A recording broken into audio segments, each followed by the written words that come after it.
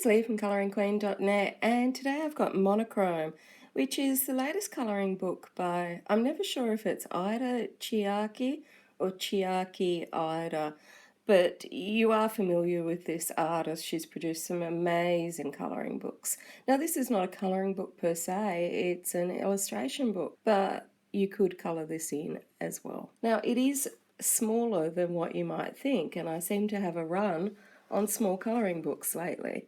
There it is up against Secret Garden, which most people are familiar with the sizing of these books, which is why I use them to demonstrate the sizing. And so you can see that this is handbag size. So it's got a lovely little card cover on it, and let's zoom in and take a closer look. So the paper is off-white, and this is a collection of drawings that she's done over 5 years. Now, the line art is sort of a little browny black, sort of brown scale if you like, or sort of a grey brown scale.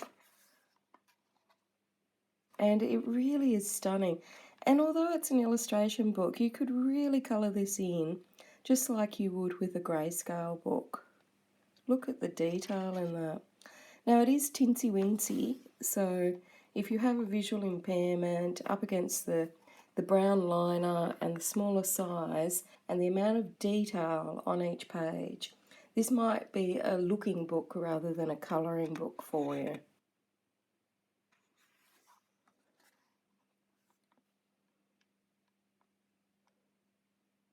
But look at all the detail. And I really love this brown scale effect here. I think it will help someone like me that's a beginner. And you can see the background on this is a light ivory as well, just down here, up against the cream on the page there. So some pages don't have a lot going on. And there was only that page at the beginning, the text title page, to really test out your mediums.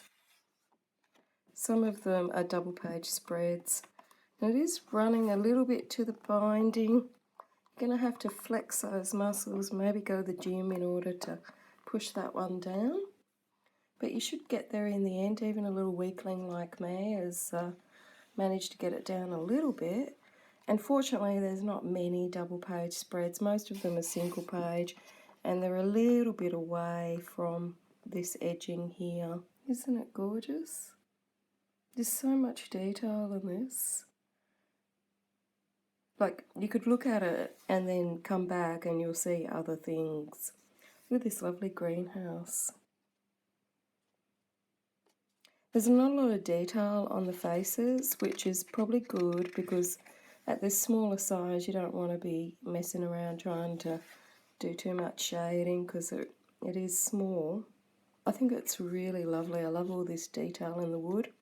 I think I'll probably try the wood first, maybe with my tritones.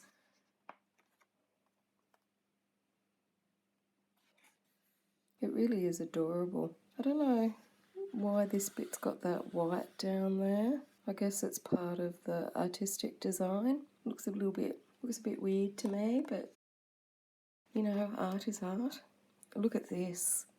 Look at all her colouring books. And she's just sitting there with a cup of coffee and her slippies and all her clothes and boots. I've got a pair of boots like that too. Maybe this is me, my ideal cubbyhole. And then look at all of this. It's like she lives in one of those little tiny houses that you see those shows on TV. And trust me, I pretty well live in a tiny house myself in Sydney, so I know that feeling. But it looks like all of her stuff is all stacked up everywhere. Looks like a lolly counter over here, which that would be cool. We've got some little chairs to practice on and a few little elements there to practice on. Just some plain text. I don't know what that says. She's having a little sleep in now. She's tired. She's really bundled up for the cold here. Now she's outside checking the mail, looking for that Amazon box that she's just ordered probably. breakfast. And there's that little picture that we've seen before just on a page on its own. It really is a gorgeous book, and I know it's not meant to be for colouring, but I really don't see any reason why you couldn't colour it. The paper is a lovely medium quality. It's smooth, but there's a very faint little texture to it. Lovely element there, that's the fireplace.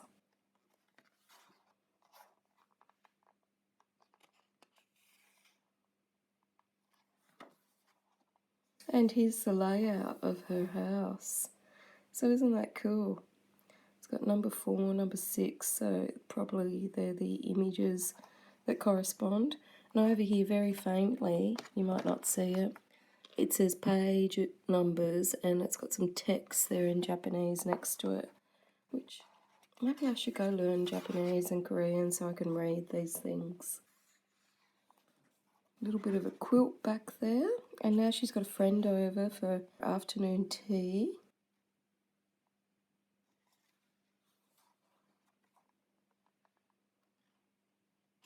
And they're playing dress-ups, which is always fun.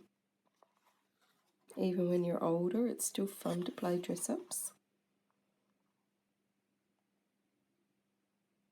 Now they're playing cards. So isn't it lovely? So there we have it, the latest from Chiaki, and it's her collection from 2013 to 2016. Now, the one thing about the cover is that it's matte, and it will get all dusty and dirty if you put your grubby little fingerprints on it. So you probably need to put a little bit of plastic around that. You could colour that in. Now, just mine from having it for like a week on my desk, it's got a little bit grubby and a little bit messed up. So I really need to put it in plastic because I've got grubby little paws that are mauling that cover. So it's not smudge proof at all. I don't know if that'll rub off all the little grubby bits that I've put on there. But anyway, there's the latest one from Chiaki. Until next time, happy colouring.